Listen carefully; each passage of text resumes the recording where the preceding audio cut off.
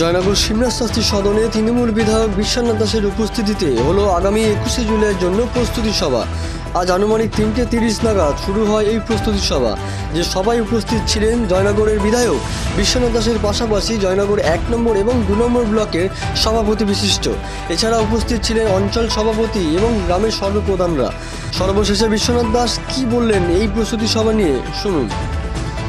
তৃণমূল কংগ্রেসের ভাবাবেগ। তৃণমূল কংগ্রেস আজ থেকে 30 বছর আগে যে ঘটনাটা ঘটেছিল, আমাদের প্রিয় নেত্রী বাংলার মুখ্যমন্ত্রী মমতা বন্দ্যোপাধ্যায় সেই 1994 সাল থেকে এই 21শে জুলাই আমরা শহীদ তর্পণে এই দিনটা পালন করি।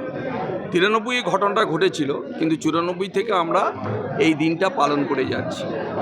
ফলে তৃণমূল কংগ্রেস যতদিন থাকবে 21শে জুলাই আমরা এই দিনটা পালন করব।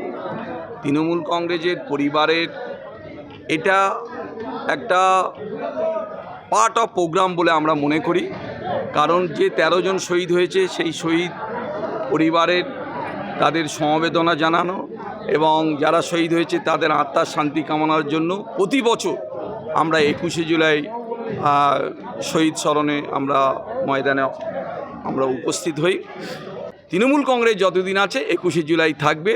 তৃণমূল কংগ্রেসের আবেগে, হৃদয়ে, মননে, চিন্তনে 21শে জুলাই আমরা সবাই গেঁথে রেখেছি এবং পালন করে চলবো। এইটাই কারণ জবরদখল করে যে কাজগুলো এক শ্রেণীর মানুষ করছে, এটা ঠিক নয়। এটা পার্টির ভাবমূর্তি নষ্ট হয়।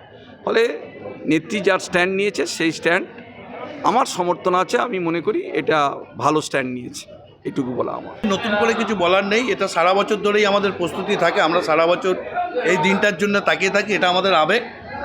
এবছর একটু আমাদের লোকসভা নির্বাচনের পর এটাকে বিজয় উৎসব প্লাস শহীদ তর্পণ দিবস হিসেবে পালন হবে, মানে বিশেষত আছে। আমরা প্রায় দীর্ঘ বছর ধরেই আমরা প্রতি বছরই মধ্যরাতে ওখানে পৌঁছে যাই। আমরা টাউন তৃণমূল যুব কংগ্রেসের পক্ষ থেকে সবাই ওখানে পৌঁছে যাই। আমাদের প্রায় শতাধিক ছেলে যায়। আমরা সারাক্ষণ থাকি, থেকে পরের দিন 12টা 1টা ওখান থেকে বেরিয়ে আসি। এছাড়া আমাদের মেয়েরা, আমাদের টাউন সভাপতি রতিন কুমার মণ্ডল ও চেয়ারম্যান সুকুমার হালদারের নেতৃত্বে সকালবেলা যায় ট্রেনে।